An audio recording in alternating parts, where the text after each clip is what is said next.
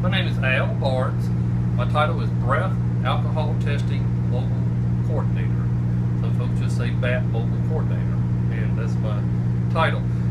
The vehicle that you're in is known as a BAT mobile unit. Its sole purpose is to process those who've been charged with drinking and driving. There's not a jail in here, it's just processing only. The officer will bring them in through the rear door, sit them down at one of the workstations. They'll read, they'll sit them down here, they'll read the rights to take the test.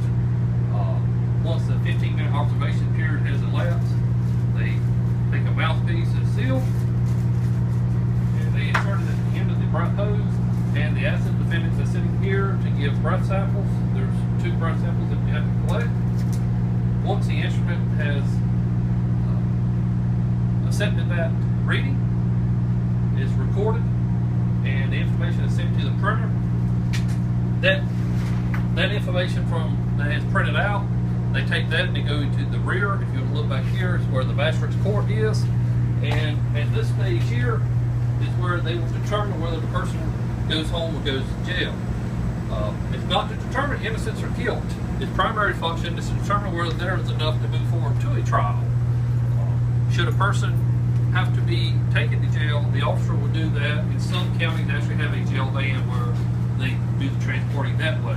In most cases, the individual is released to a sober driver, at which time they'll go home and make the necessary arrangements, contact an attorney to have their case heard from that point.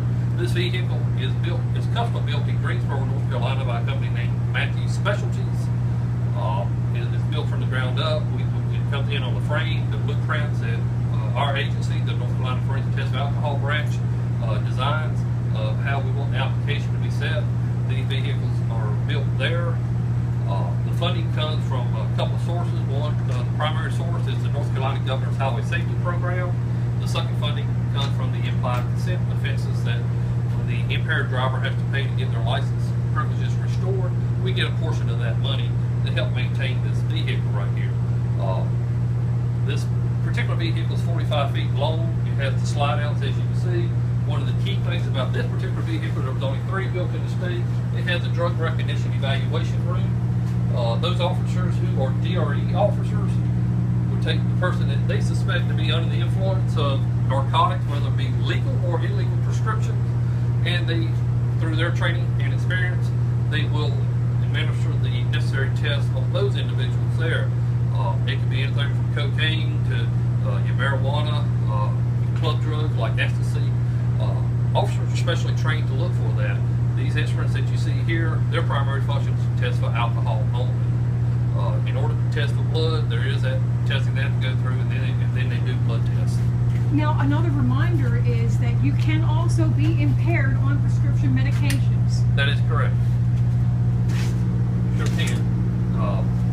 A person under the influence of prescription meds, even though it is legally prescribed, it does not give you the legal authority to operate a vehicle after taking it.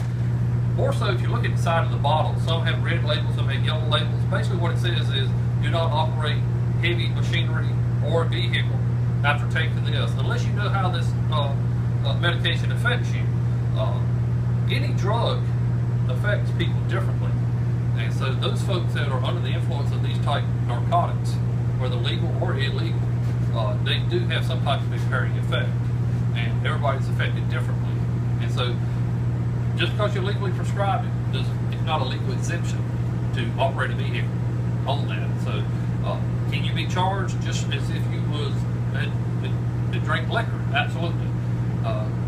Can you lose your license that way? Absolutely. It has the same punishment level.